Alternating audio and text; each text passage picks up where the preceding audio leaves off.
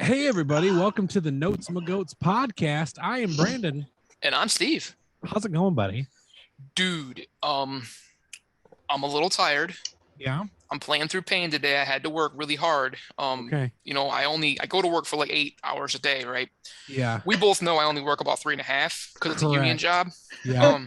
But that 3.5 that I did today, holy shit, I was busy. Yeah.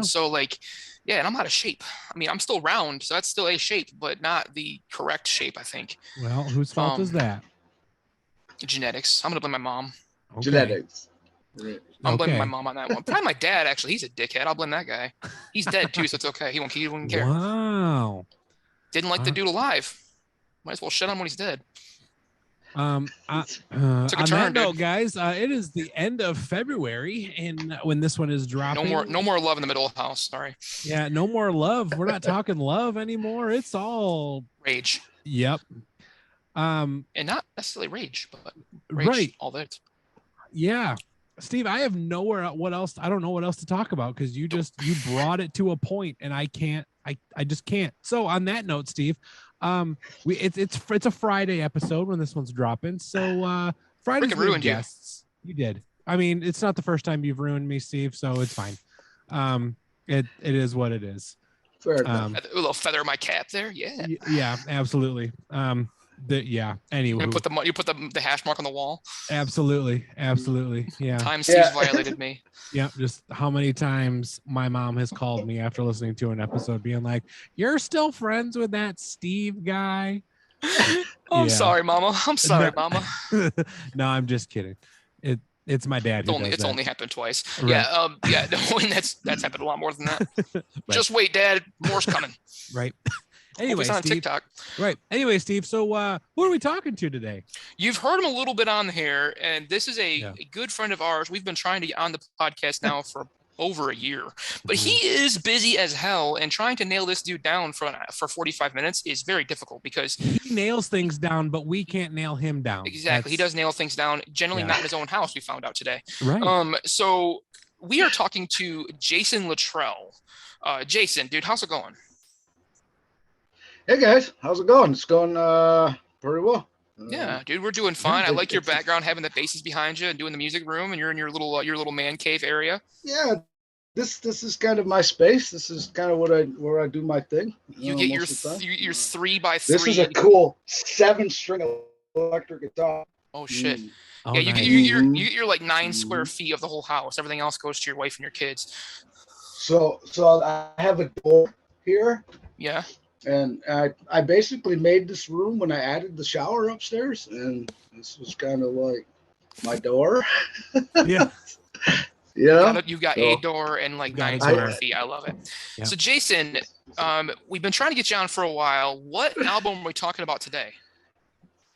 So, I kind of went back and forth, and really just I think one of the albums that has just been so influential in my life, just musically. Life, Pantera, Vulgar, Display of Power.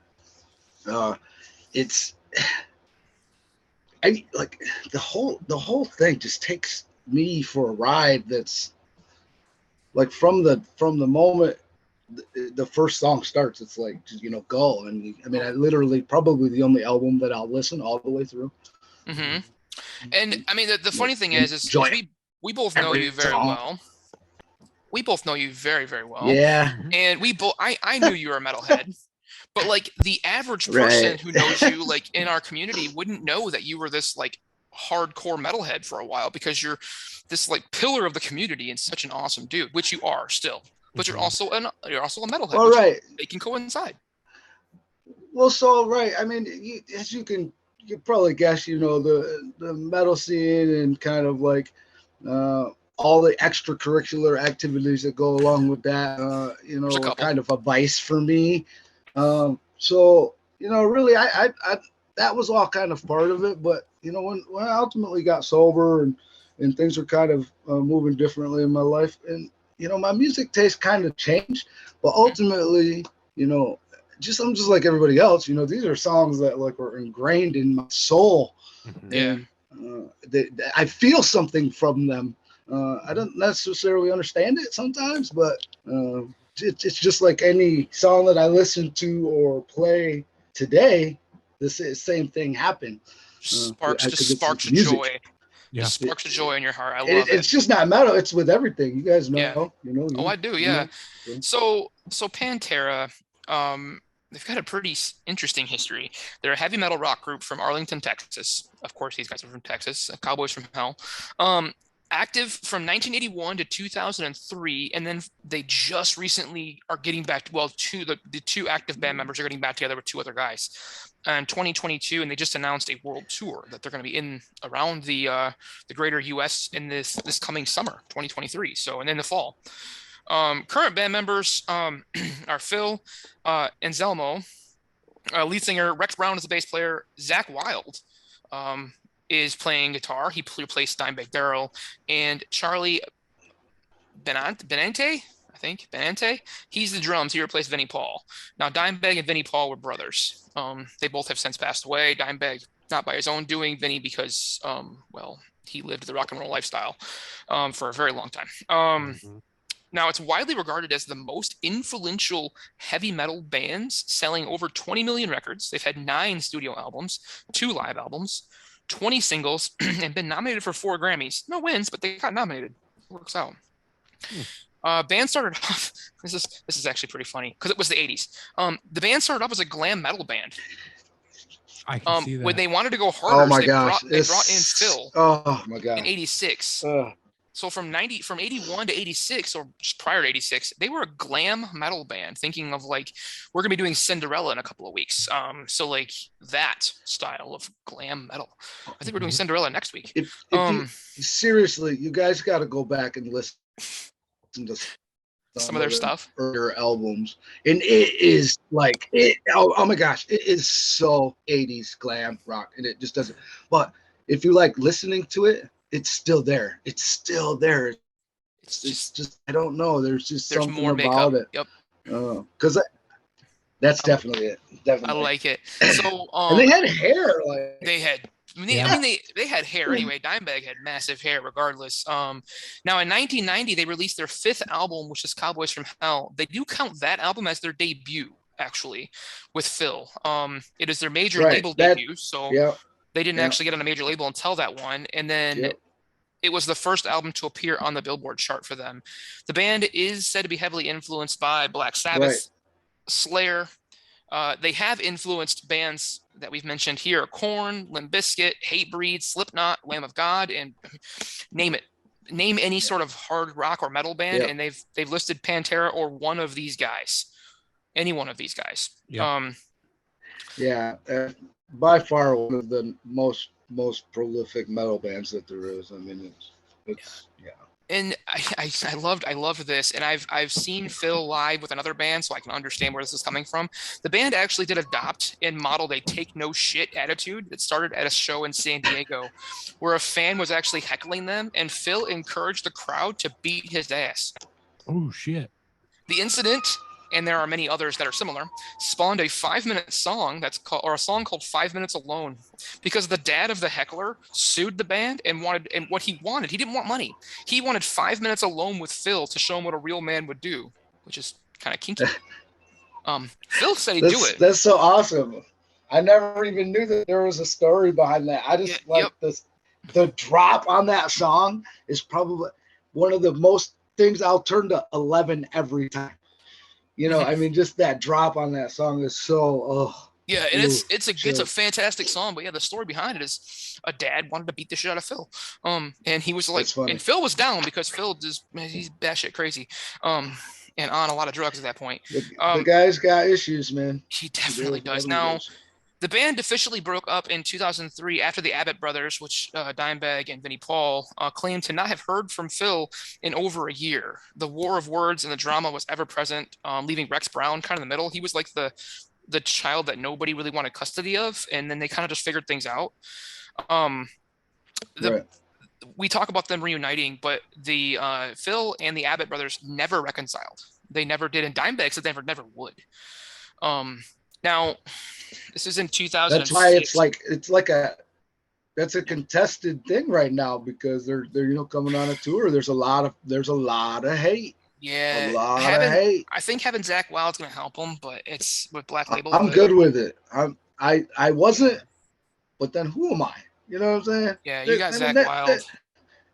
I mean, I think he can hold a probably candle the to way it should Dimebag. be. So he can hold a candle to Dimebag. Zach can run, they were it's okay.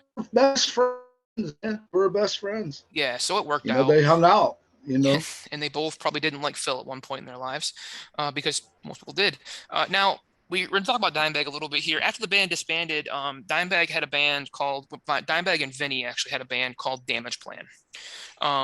In a show in Ohio in 2006, a crazed Pantera fan rushed the stage and killed 4 people, injured 2 more before being killed by Columbus police. Gosh, man. He actually rushed the stage and shot Dimebag right in the face on stage, shot 2 stagehands and a guitar tech on stage. As a concert security guard who was working live shows during this time, that was scary, because you go to shows all the time and you might wand. Some bands want you to wand, but not everybody does. They just kind of do some simple pat downs. You never really know what somebody's coming in with or what issues they have. And after that, I remember working a show shortly after that one happened, and the amount of security. I was gonna say you were probably getting all up in everybody's space at that point. When I was doing pat downs, we were doing metal detecting and pat downs, and I didn't care. I was going right up and under. You were getting I was getting the whole grip. Yeah. And Twig and Berries was getting squeezed because I wanted to make sure you didn't have anything, knives, guns, nothing. Didn't fucking happen.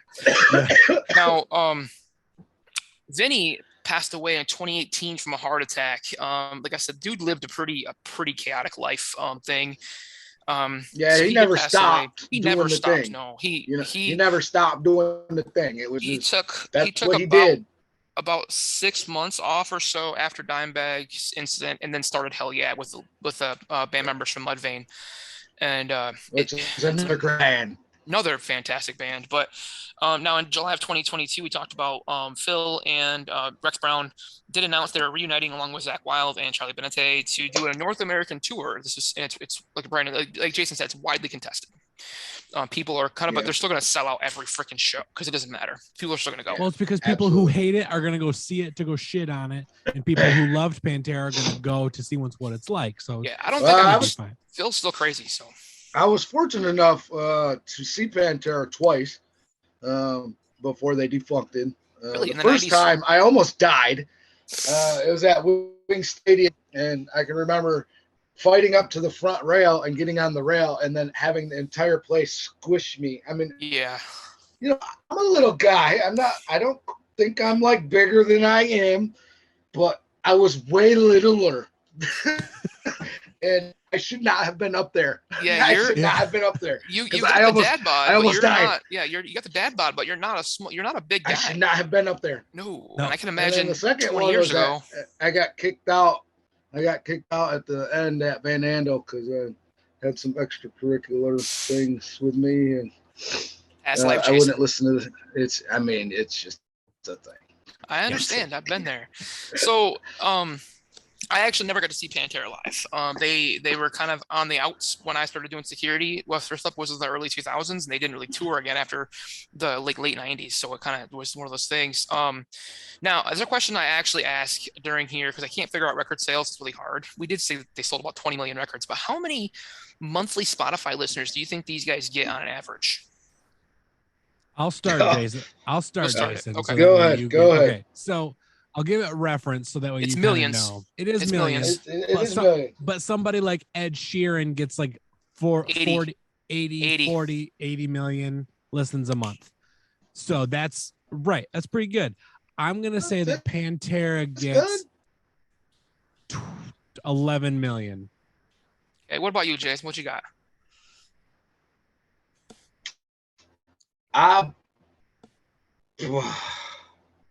It's a hard question. I like this question because it's really hard. Well, I bet you right now it's probably around 100,000 or 100 million. Sorry. No, not that many. Way to go. Not that many? No, dude, they're at 4.9 million monthly listeners on just Spotify. So you went full Brandon on that one. I love it. That was good. Now, yeah. Vulgar display of power. Go ahead. Yeah. They're getting popular. They actually, when I checked this, we decided we were going to do this about a month ago. I checked it and they were about 3.6. So as they get more news, they're growing. It's getting bigger. So they're at, like I said, they're at about 4.9 right now. So it'll get, I think as the tour starts to kind of come out, it'll get bigger. Yep.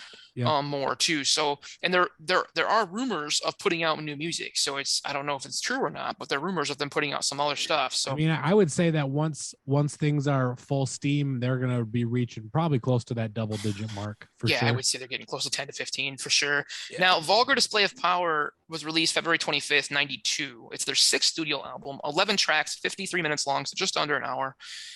Second album produced by Terry Dale. He actually did produce this one and Cowboys from Hell. They're two kind of major label releases. It is the highest selling album for the band, having sold over 2 million copies. It is ranked the 10th best metal album of all time by Rolling Stone, which isn't bad. I think it's a pretty good mark. They do put Black Sabbath up there closer to number 1. But for Rolling Stone, we take it with a grain of salt half the time because they're usually shitty. Longevity is a thing too. It is, yeah, and it's stuck around forever. Now, this is actually the second album to feature the band's groove metal style, which they actually kind of started, really going for more Metallica than like in Black Sabbath instead of like their prior stuff, which was a lot more like Kiss or Van Halen. So they were getting more into that harder, more rock and way away from the 80s stuff. The title definitely track, I think they were like definitely in stride when they dropped this album. Yes, I agree. In stride for sure. Do you know where the album's title comes from? It's a pop culture reference. I do not. It's from The Exorcist. Oh, really? Yeah, it's from The Exorcist. Now, a couple things. How popularity of this one? The track "Walk" was featured in the video game Rock Band. Mm-hmm. Oh yeah. CSI New York. It's probably the most like mainstream metal song ever. Yeah, recognized metal. Yeah, oh man, that first riff is just there. Absolutely. Yeah. It was on CSI New York, Madden 10, and then they also featured it for a while on Monday Night Football, of all places. Oh. Nice. All right. The album did peak at number 44 on the Billboard 200, which is pretty good for a metal album. They usually don't do very well on Billboard. But it did stay on the charts for 79 weeks. So it was on the charts for over a year, almost 2 years. The longest of any of their albums on there. And I'm guessing once the tour kind of comes out, this one's going to get back on the Billboard charts somewhere, probably in the low like one in the 150s or right around that area. It'll pop back in. Yep. Now it did have 4 singles: "Mouth for War," "Hollow," "This Love," and "Walk." So those are the 4 singles on the track. Like I said, it's 11 tracks, 4 singles. Not too bad. Not like Shania, which was 16 tracks and 12 singles. Holy crap.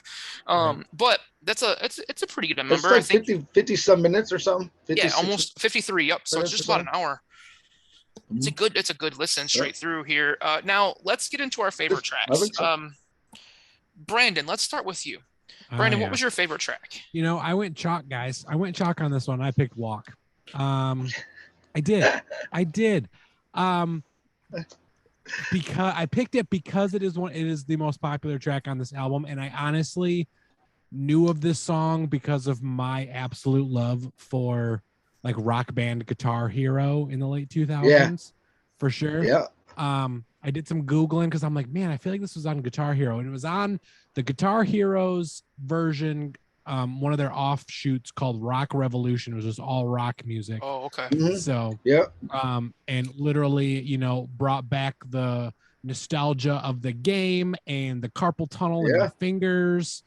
Just that had to be a hell of a play too, because I can imagine doing Dimebags. Oh man, I can remember sitting there, till like 3 a.m. and trying to call into work the next day because I was playing Guitar Hero all night. Yeah, So absolutely. I totally get it. Yep, and, for sure. And that it's perfectly okay to have Walk as your song. I mean, really, I think it's the coolest mainstream song that there is. I mean, right. Yeah, okay. It is. It's pretty awesome. It's the coolest little mainstream riffy song that's out there. Yeah. It's the coolest Nickelback song out there. Yeah, and this genre isn't my go-to genre of music. Yeah. So going into this album and then hearing this song, having that like, oh, I know this one, like, was pretty cool for me, because otherwise I'm just like listening to, for me, quote unquote, brand new music. Right. So yeah. So, right. I like it. So Jason, let's jump to you. What was your or one of your favorite tracks on this one? So it's I think the song I listen to most would be Hollow. The last song in the last on the track. You know, I don't even know exactly what he's singing in there, but like the vocals, the guitar, the drums, the bass, the entire song from start to finish it takes you on a ride, and it just makes me so happy sometimes. It probably is my favorite single like track to listen to. I like it. All right, Steve, what about you, buddy? Yeah. So I actually did go with Brandon's too, but I have a different reason. I want to point out though, on this album, I looked at the Spotify numbers. This Walk has been played 293 million times on Spotify. So I mean, it's probably on like sports. Oh, it's on everything. Like for arenas, like playlists, like for warm-up music for teams. Like for me, it's nostalgia. So all the time to count even. Yeah, right. And you get to listen to it and you just go for it. Yeah, that's how it listens. But that's how Spotify kind of works. But for me, it's nostalgia because as a security guard, I'd often hear guitar techs for rock bands or not rock bands play this riff to warm up and check the guitars. Like they would pop up, and working as a security guard when the show is kind of like, nah, you're just kind of there milling around before everybody kind of comes in. You're sitting by the stage doing nothing, and all of a sudden you just look up and the guitar tech's playing Walk, and you're like, yeah, it's awesome. And now you're in the mood. Now you're in the mood, and depending on what kind of show it is, you're just like, yup. And then there's some shows you don't even expect it. Like I was at either Newfound Glory or Avril Lavigne, and the guitar tech started playing this, and I went, whoa. That's going to be, if we're expecting that level, I am not ready. I am not prepared for this because, it's awesome. But it's always a crowd favorite. And it's the first and only Pantera song that I knew from the first note. Like the first note, I'm like, yep, Pantera, know what it is. I kind of did hear this one live twice though. I worked a couple of down shows where Phil was the lead singer and Rex was in the band as well. And the guitar player for Down started playing it. And Phil was there and he just looked at him and he started playing it. And then he pulled the mic up like he was getting ready to sing. And he went, nah, I'm just fucking with you. You can't do that.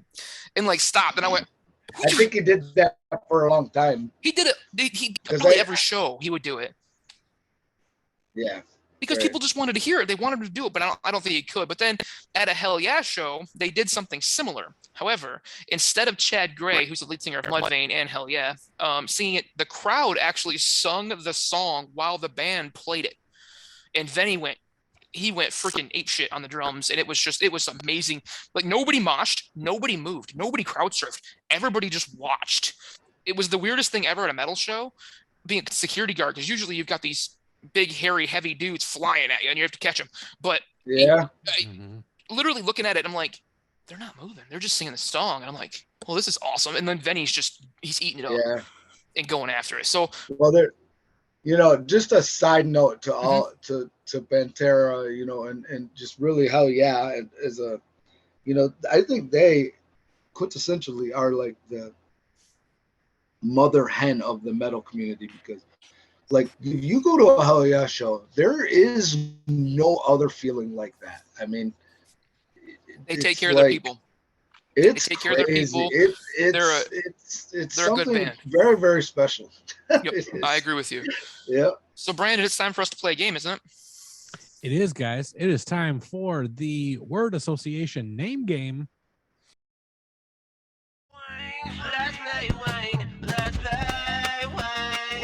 Guys, so if you are new to the word to the podcast and the word association name game, here's a little brief breakdown. I have taken 2 tracks from this album, and I'm going to word associate, phrase associate, give a clue-ish surrounding a track, and Jason and Steve, whenever they think they know the answer, will blurt it out with the name of the actual track from the album. Boys, I have 2 for you. All right. I hear Jason typing. Are you still getting the track list up, bud? Yeah, I think I should have it here. Hold on. All right. Yes. I had that stuff up. I don't know where it went. It's okay. It's fine. It's all good. All right. Cool. All right. Here is your first clue. It's not the first, but the second.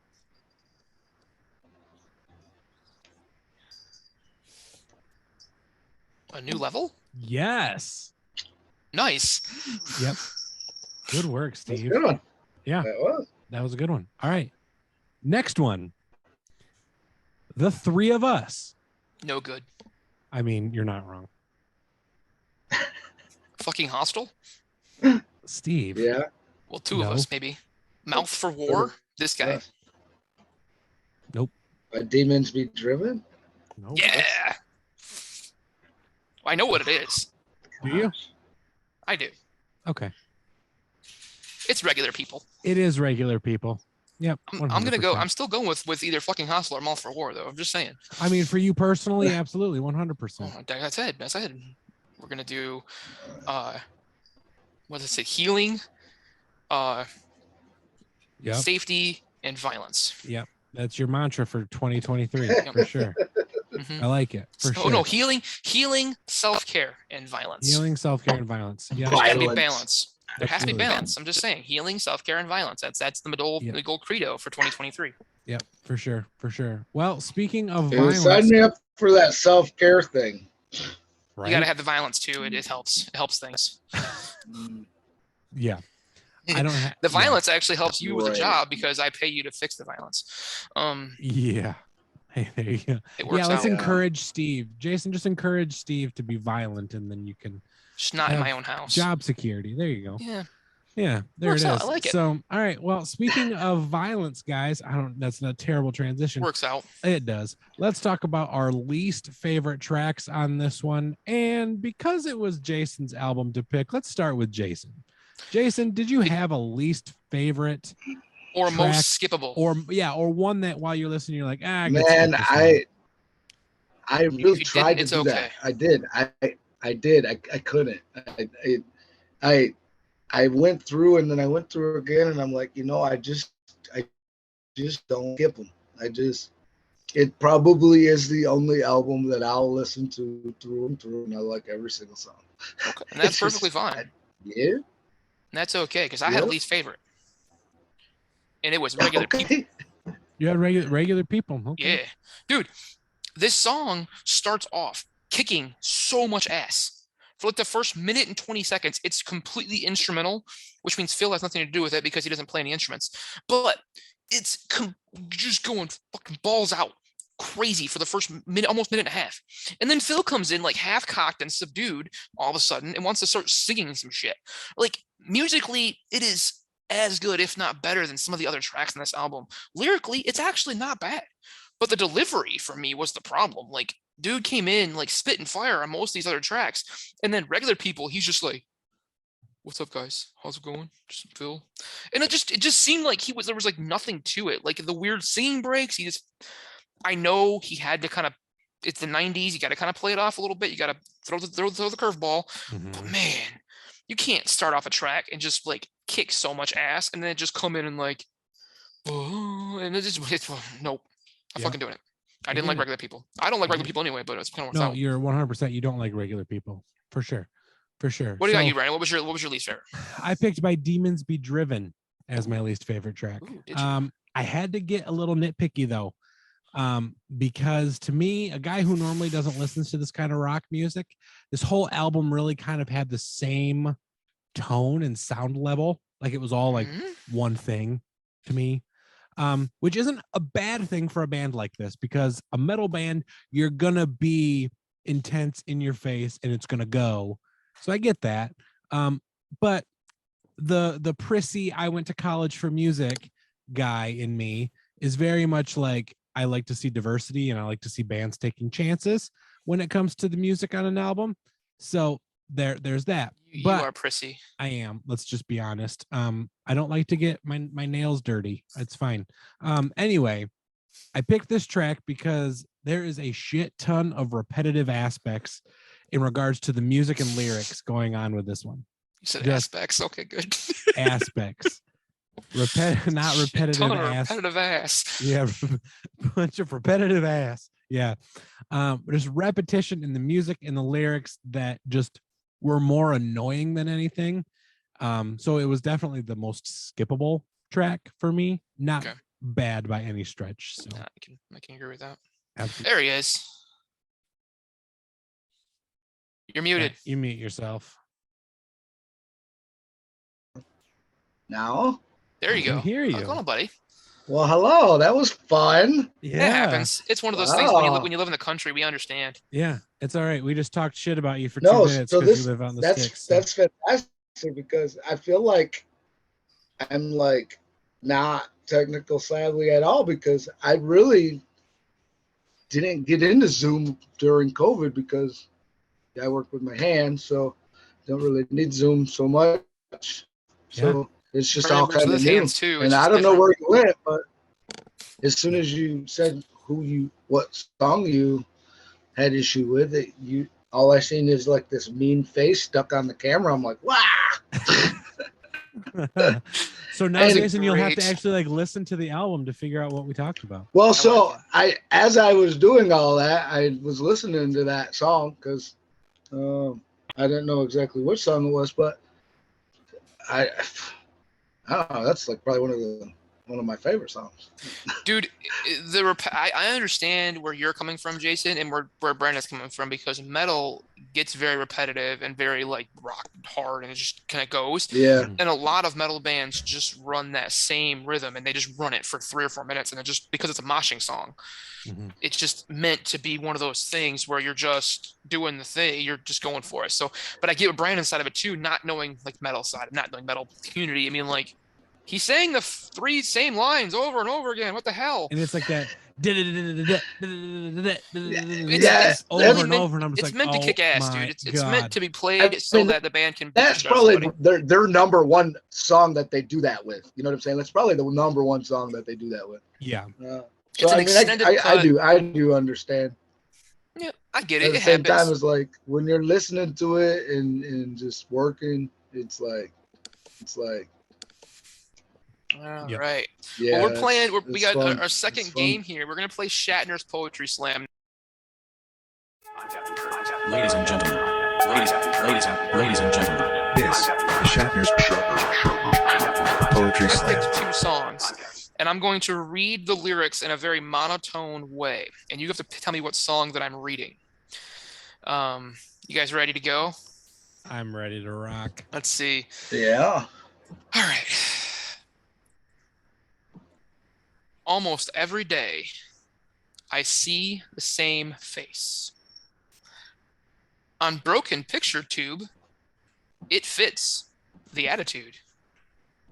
If you could see yourself. Regular people. Nope. Oh. You put you on a shelf. Your verbal masturbate.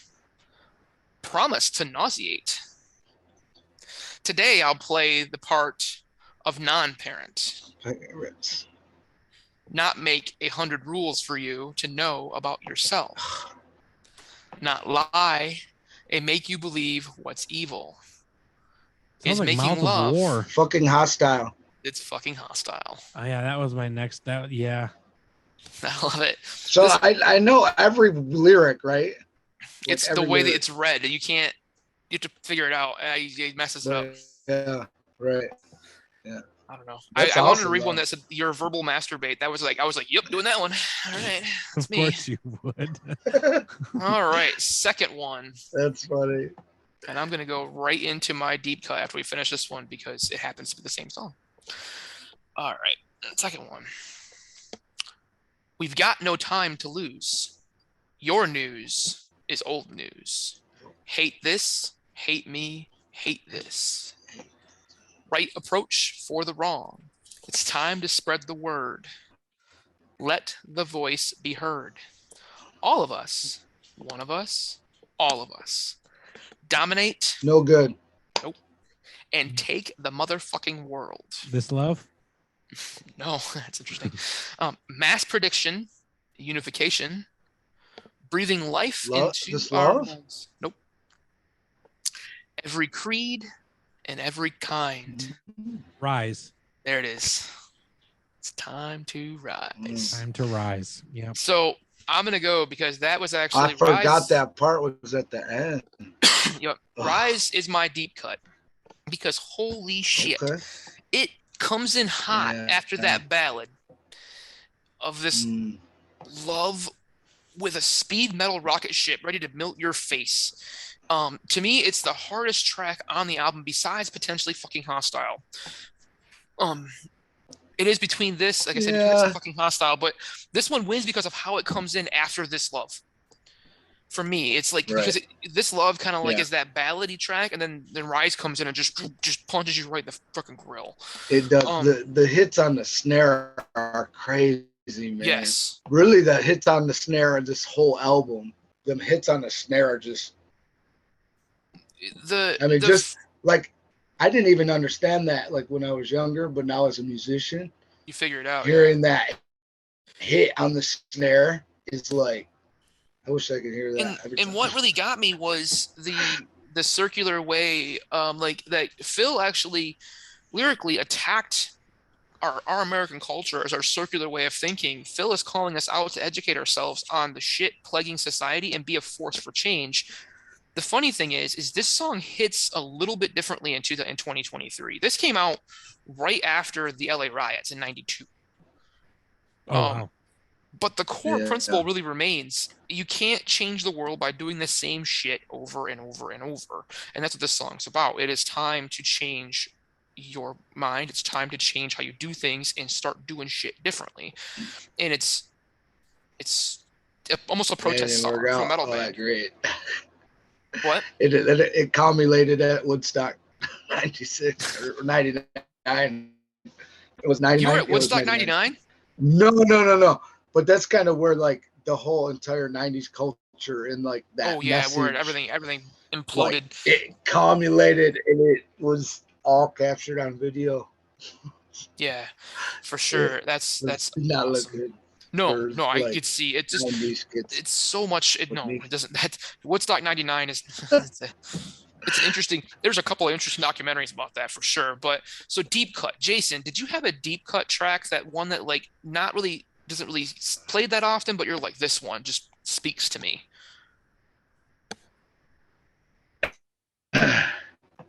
Or like you like gravitate probably towards. Yeah, so I'd probably definitely be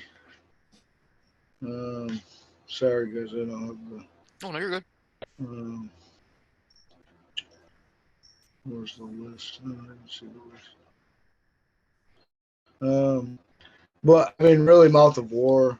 I mean that's a deep cut. I don't really look at, but it's well no, it is.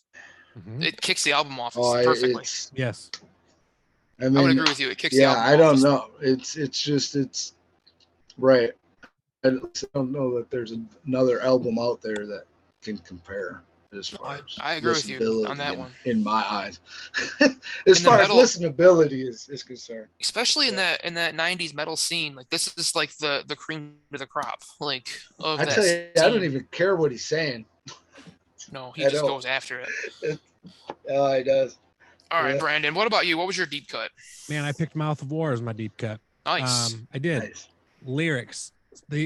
So the one thing with this album is like, if you want to understand the lyrics, you need to be intentional about listening to them. Like they're not just gonna like necessarily pop out at you. So in one of my listens like of this album, I actually sat down and read along with the lyrics to know what was happening. The lyrics on this track are actually pretty deep, about kind of how people can kind of motivate you to go out into the world and kick ass. You know, I also think that the music that was built to support the lyrics is perfectly executed on this track. Nice. Kind of really helps push it to the next level. Makes you, and honestly, those two together working in tandem really did make me want to get up and go kick some ass. So, like, which doesn't happen which doesn't happen very often because I don't kick ass. I kind of exactly what happens to me. I just kind of flub my way through life, guys. It's just how it is, and I don't kick ass. Yeah, you are not the kick ass version in the dictionary. No, I am like the Captain Underpants version of everything. So no, but that's cool. I mean, I know you I respect that opinion. You know, that's pretty cool. I mean, it is. I mean, you are the Bobby Hill of metal. I am the Bobby Hill of metal, guys. It is what it is. That's for great. sure. That's my purse. I don't know. Yep, absolutely, 100%. The Bobby Hill. Yeah, absolutely. People say that people say I'm just the 33-year-old version of Bobby Hill in the flesh. That would be an amazing Halloween costume. I'm just saying. It would be. Who talked about that? Me. Oh, dude, a lot of people. I get that more often than I get like an actual human being. I get a freaking cartoon. Well, you just put it in my brain. Yeah, I'm never not gonna see it. Exactly. Yeah, no, I get it. Yep, for sure, 100%. I'll send you a picture, Jason, of me as a little kid, and then a picture of Bobby Hill, and you'll be like, hell yeah, that's it. Completely accurate. Oh, geez. For sure. So, all right, before this gets too off the rails, guys, let's get into our final thoughts on this album and give this an arbitrary rating from 1 to 10. I'll start us off since I'm sure you guys are wondering what my opinion is of this band. I do. And this album. So, the album is not bad. And it is an album that I can see myself, and this kind of music, it is the type of genre that I would put either in my headphones, like on Pandora, or just, on my Alexa, cleaning my house, mowing the lawn, doing work, getting my hands kind of dirty. It's definitely music to motivate you and get you moving. And I can definitely see Pantera's popularity. I can appreciate the genre of music as the musicianship with these guys is top notch. I love it. Just their skill level is just unmatched. Super talented. And the way that they stick together musically through all the riffs and cadences that happen throughout the tracks, that takes talent and skill, and obviously a lot of practice, and obviously after a time they get it, but it's talent. That's talent right there. Them guys were drunk like almost every time they ever played an instrument. They were just hammered, wasted, drunk. Maybe that's how I can become a little bit above average. It's just, I mean, Dimebag did not pick up a guitar until he had like a fifth of Croyle. Oh my gosh. That is insane. Yeah, that is insane. So I don't know. It's crazy. I mean, I've watched some of those things, and but they lived that life. That was their life, Yeah. Absolutely. So, arbitrary rating from 1 to 10, guys. I'm giving this one a 7 out of 10. So, Steve, what about you, man? What was your final thoughts on this one? So for me, I never got the chance to see Pantera. Like I said, I did get to meet Vinnie Paul at a show in Grand Rapids when he was Hell Yeah, I came through. It was literally the first time as a security guard that I had to be frisked by a band's crew before I could go into the pit. Nice. They were not fucking around. They got the whole kit and caboodle. Vinny actually came down and talked to us in the pit. Oh yeah, they got the whole. It's all balls, but they figured it out. Yeah. Vinny actually came down to the pit and talked to us. He said flat out, If anyone gets on stage, let them go. And don't ask any questions what happened to them. Because it's the last time they'll be seen. Flat out. There was no hesitation in that dude's voice. He said, if anybody tries to jump on stage, let them go. He's like, they will not be walking out of here at all. There's no fuck. There is definitely a fuck around and find out at that show. It was so like mind opening to hear a famous person just look at you and go, we literally are going to kill someone if they try to get on a stage. And like, look at him and go, and dead eye serious. And we're like, okay, no, but aye, Captain. And I mean, this is these guys' lives, man. Yep, and they weren't damn fucking around, so they just said that. Now, luckily, it didn't happen at our show. Nobody even tried to get on the stage. The album for me, it's iconic for metal fans and guitar enthusiasts. It doesn't matter if you're a metal guitar enthusiast, it's just a guitar enthusiast. With the way Dimebag played the guitar, it was world changing. The way that he did it, nobody saw it before. How fast he was. It was like him and Slash, but even Dimebag was on a different level.